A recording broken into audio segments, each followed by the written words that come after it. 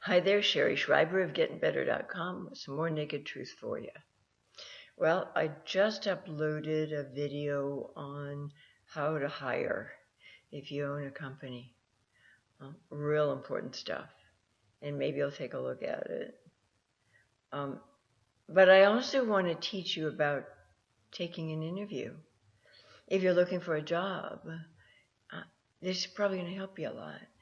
I have to preface this with saying that I've helped a lot of my clients who have companies of their own, and I've helped a lot of clients who are looking for jobs, and I've really coached them through the vagaries of both situations. And I'm not sure that's the right word, vagaries, but it sounded okay, so I'm going to go with it.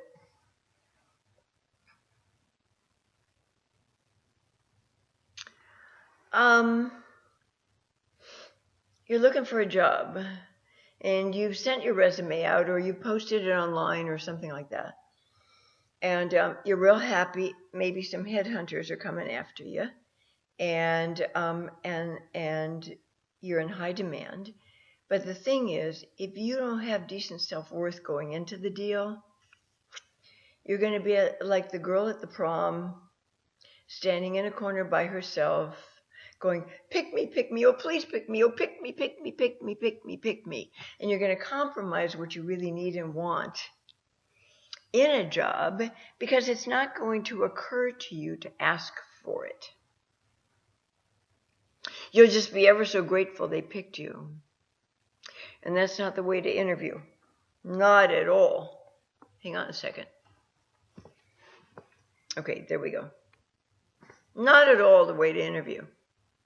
No, you must make a list of the things that are important to you on a job, in a position. You must make a concrete list of the things you really want and the things you need. Do you want to be stuck in a basement somewhere in a building with no windows? I had a client this happened to once. She was so eager to leave the job she was in. She was desperate, and she fled the job she was in and got stuck in a basement in this new company and hated every minute of it. So she literally jumped out of the frying pan into the fire. Some people are just very short-sighted, and there's nothing you can do about it except to warn them if you know what they're planning to do before they do it.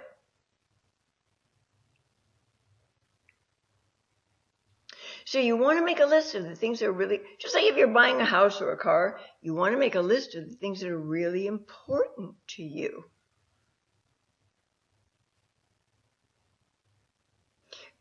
You got to ask, will I be coming up for review within 3 months or so?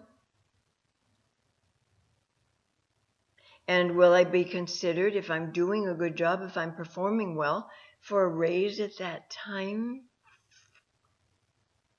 Where I'm working, will there be a window in that area for me?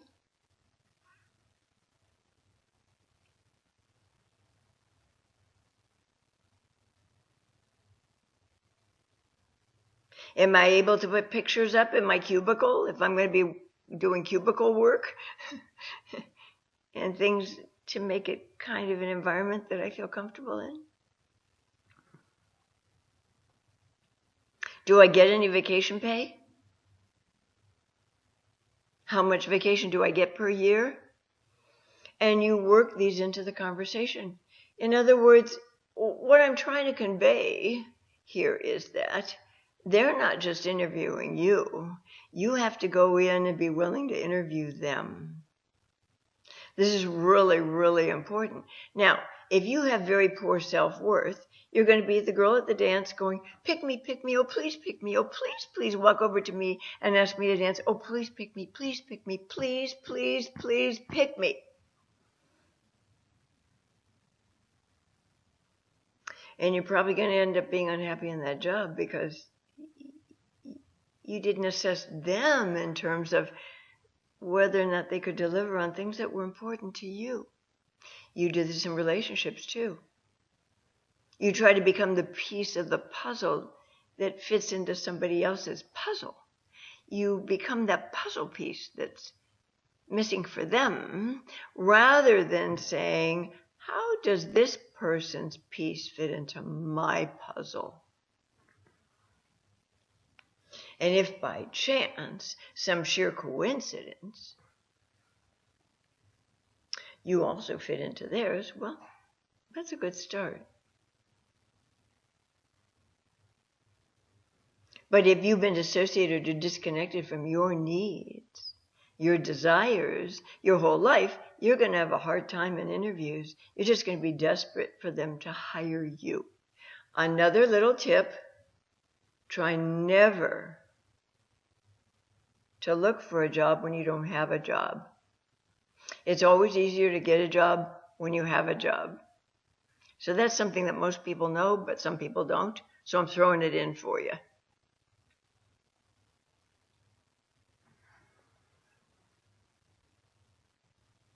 Don't be a pick me, please pick me kind of person. You write down, you go in with a list of things that you really want. You let them interview you. You let them ask you questions about you and your work background.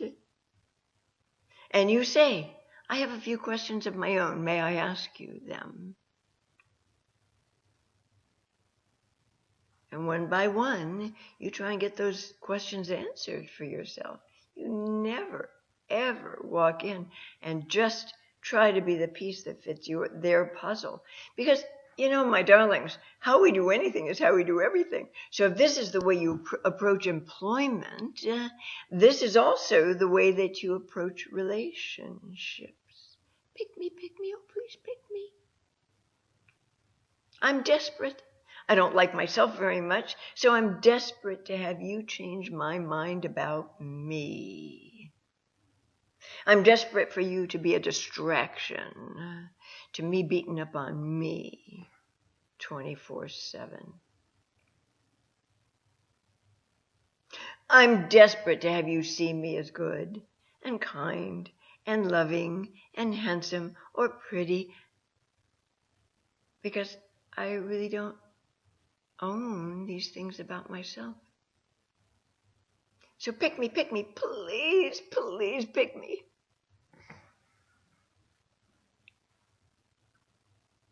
And then you get exactly what you stepped into. Nothing more. You get exactly what you settled for. You wanted to be selected, and that's all you got. But are you happy there? Are you happy in that relationship? Are you happy in that job? Does it meet your needs?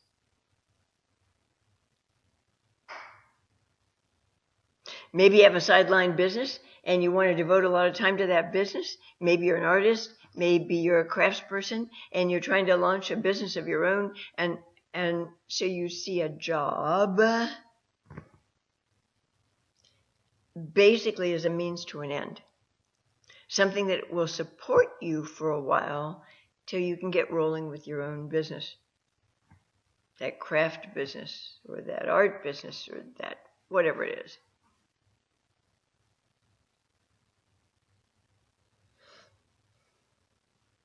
The more you ask for in an interview,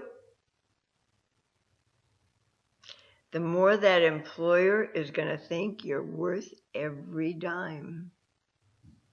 If you lowball yourself, they're going to know that you're not a confident person. You don't respect yourself. You don't really feel expert in terms of your skill set. If you sell yourself cheap, you sell yourself short. Guys like you or girls like you are a dime a dozen. But if you walk in and say, I really can't accept anything less than per year. I'm sorry, but that's my bottom line. And it's a lot higher than you think you really should said it, they're going to go, whoa, this person is confident about their skill set. They believe in themselves. They believe in their abilities. This is the person we want. All those other folks are a dime a dozen. They're just desperate to get a paycheck. You're asking for more. But the problem here is that if you don't have a healthy, sturdy, solid foundation of self-worth underneath you, if you've never done any work around that with somebody to help you gain that and really respect and like yourself, you're going to take whatever falls in your net. You're going to settle. And you're going to be damn thankful you got that job. But will you be happy there?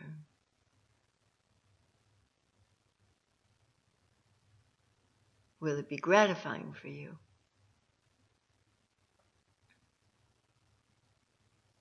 You never, ever, ever speak about what you're making on your current job. Never, never, never, never, never, never, never, never do that.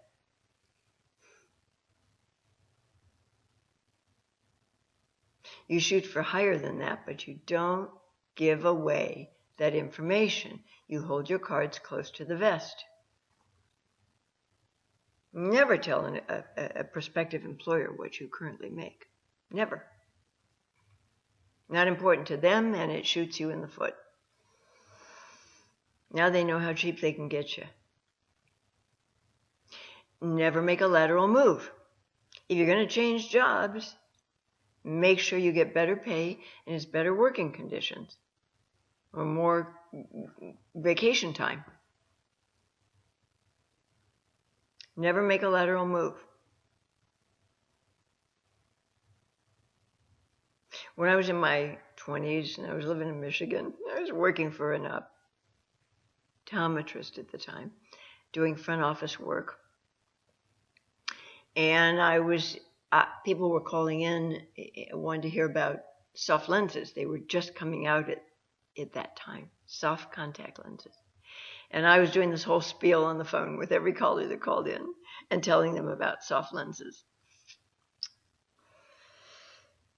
And that got kind of old and kind of boring, and I went one day to apply for a job at an Arthur Murray dance studio.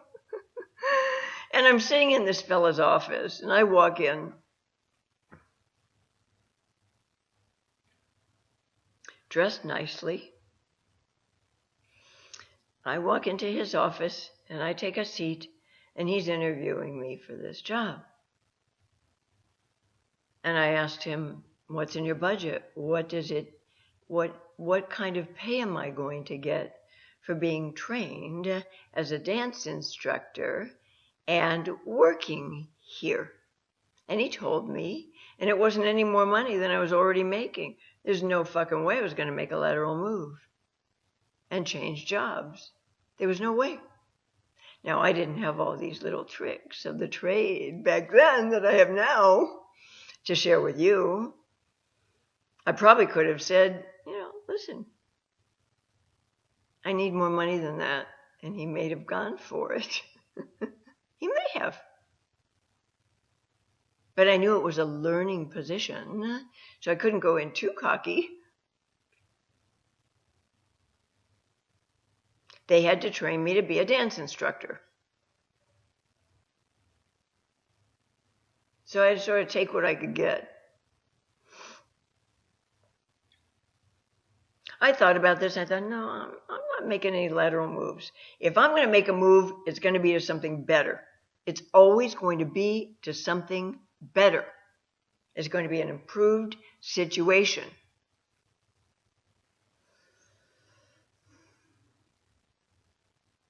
So I never called back in reference to that job.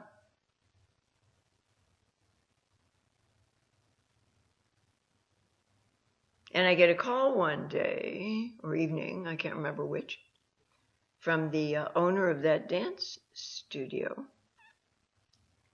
And he said, "Hi, Miss Schreiber. his name was Ron Anderson. This is Ron Anderson of Arthur Murray Studio. And I was just wondering if you'd given any more consideration to becoming a dance instructor here and accepting this position. And I said, Mr. Anderson, thank you for your call. I really appreciate it, but this would be a lateral move for me. Unless I'm making more money, I'm not going to budge off where I'm at right now. He said, oh, well, I'm sorry to hear that. But since you're not going to come to work for me, can I take you to dinner? And we ended up dating for a while.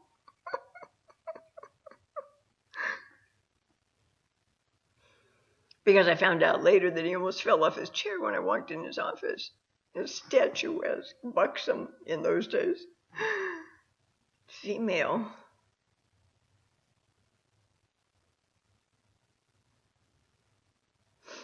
So we dated for a little while.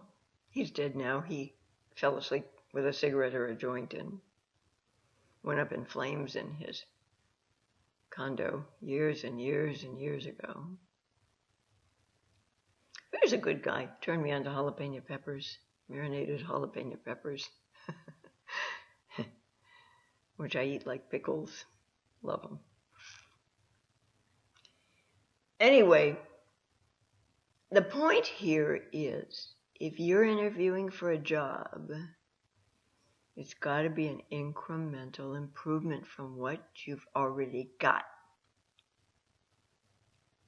Even if they're just paying you $200 more a year, it's got to be an incremental improvement over what you currently have. If you're out of work and you've been out of work for a while, and you're wondering if you're going to be able to pay your rent, well, you're at a decided disadvantage.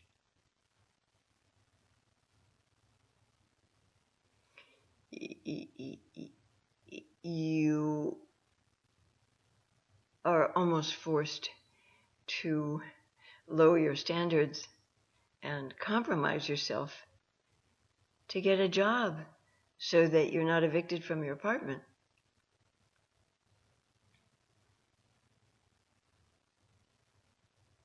Maybe you'll sign on with a few temp agencies and you'll take a few temporary jobs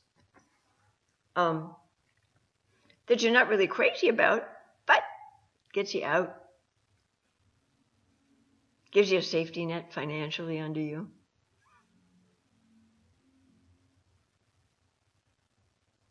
Raises your self-esteem a little bit.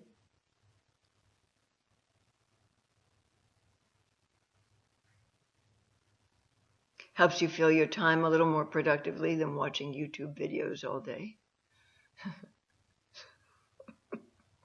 Or Netflix. Oh, my dears. So these are the key points when you're interviewing.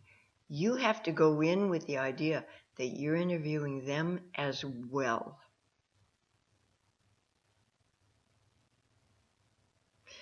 And try never to be in that pick me, oh please pick me place. It comes through. People can smell that insecurity on you. They really can, in your lack of confidence. They can smell it on you. It just like comes out of your pores, metaphorically. I hope this is helpful to you. Next time you're looking for a job. I've coached my clients for years on this stuff. It's just part of what they got from me.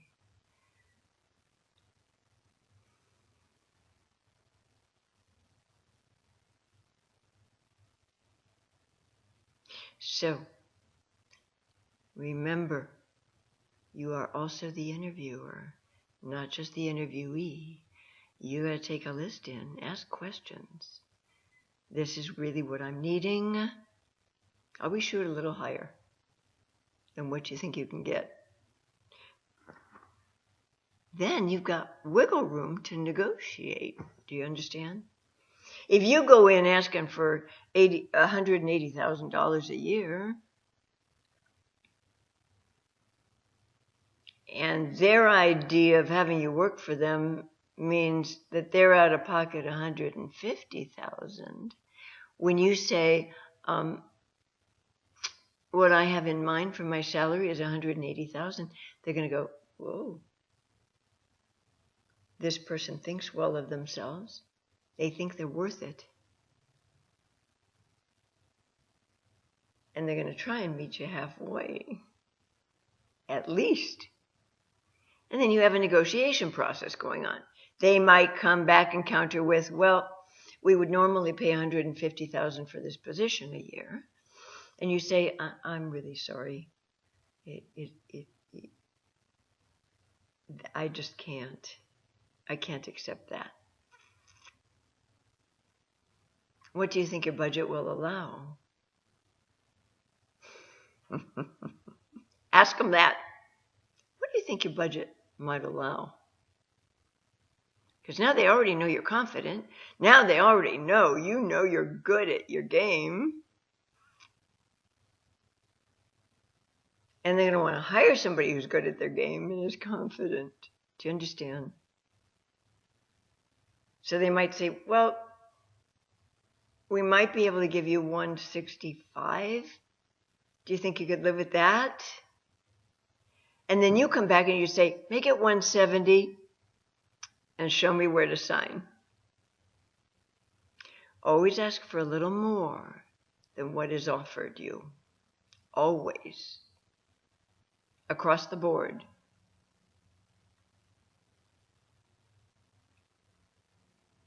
I've called corporate for a couple of restaurants at times. Maybe they didn't have any toilet paper in the restroom. I won't name names.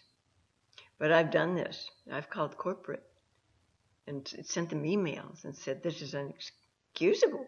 This is just for a chain of your stature.